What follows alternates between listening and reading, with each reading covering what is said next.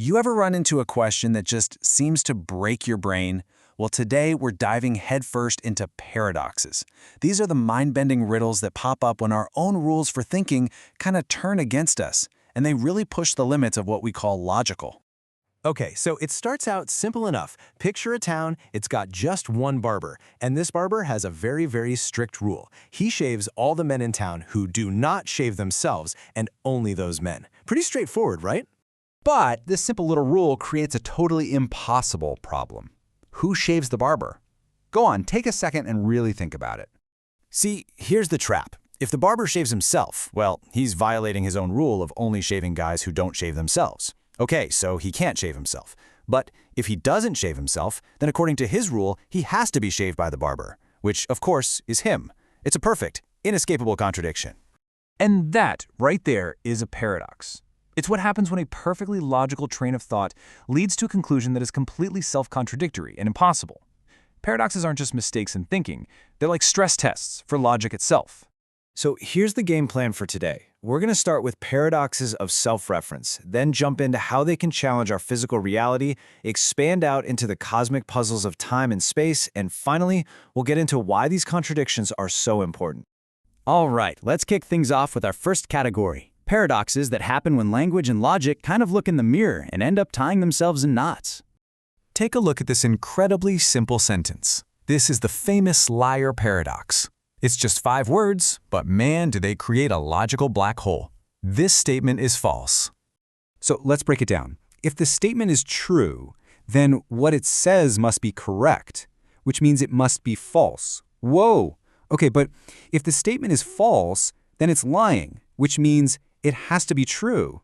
You see, you're completely stuck in an endless, unresolvable loop. Now, let's take these logical knots out of the abstract world of language and see what happens when they enter the physical world around us and start to question things like identity and even motion itself. This one is a classic, the Ship of Theseus paradox. So imagine this ancient ship. Over many years, its wooden planks start to rot, and they get replaced one by one. Eventually, you get to a point where not a single original piece is left. But in the meantime, someone has been collecting all those old, discarded planks and has built a second ship from them. So, which one is the real ship? Is it the one that was always there, continuously repaired, maintaining its form and its job?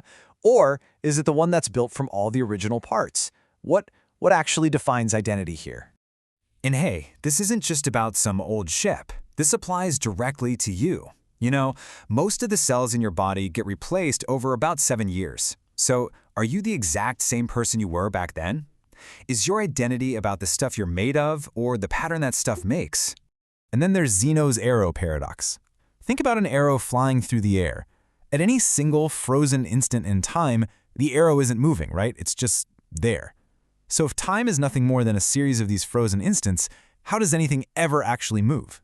This puzzle baffled thinkers for centuries until calculus finally gave us the tools to understand that motion isn't just a series of points, but a continuous flow. Okay, let's scale things up. We're moving from identity and motion to the biggest paradoxes of them all, the ones that mess with our understanding of time, space, and our place in the entire universe. So here it is, maybe the most famous time travel paradox ever. Imagine you build a time machine. You go back into the past, and you stop your own grandparents from ever meeting. But here is the massive logical knot. If they never meet, then your parent is never born, which means you are never born. So, who went back in time to stop them? You've just erased your own existence, which makes the whole mission impossible from the very beginning. So does that mean time travel is impossible? Well, not necessarily. Physicists and, science fiction writers have cooked up some wild theories. Maybe the universe just self-corrects. Your gun jams, your car breaks down, or maybe you just create a whole new parallel timeline where you were never born. Or, maybe you just pop out of existence. Now let's shift our gaze from time to the absolute vastness of space. That number you're looking at, that's a conservative guess of how many galaxies are in our universe, and each one of those is filled with billions of stars. I mean, the math alone suggests that life should be absolutely everywhere. And that leads us to the deeply profound, kind of unsettling Fermi paradox, which you can sum up in just 3 words. Where is everybody? Given the mind-boggling scale of the universe, the high chance of Earth-like planets, and billions of years for life to evolve, the sky should be buzzing with signs of intelligent civilizations. But instead, we get silence. So what could possibly explain this great silence? Honestly, the possibilities are pretty unsettling. Are we really, truly alone? Or is there some kind of great filter out there that destroys civilizations before they can reach the stars? Maybe they're out there, and they're just deliberately avoiding us.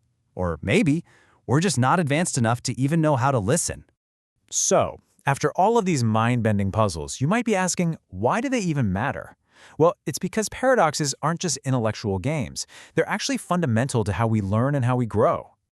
And this is why paradoxes are so incredibly valuable. They show us the cracks in our foundation, the weak spots in our understanding of logic, of math, of physics. A paradox isn't a failure. It's a signpost, and it's pointing directly to where our rulebook needs a serious upgrade. They are the engine of intellectual progress. And all of this brings us to one last, big, provocative thought. Every single paradox we've looked at shows us a boundary, a limit to what we currently understand. And it forces us to ask, if even our most trusted tool, logic itself, has limits, what incredible new truths might be lying just beyond them, just waiting for us to discover?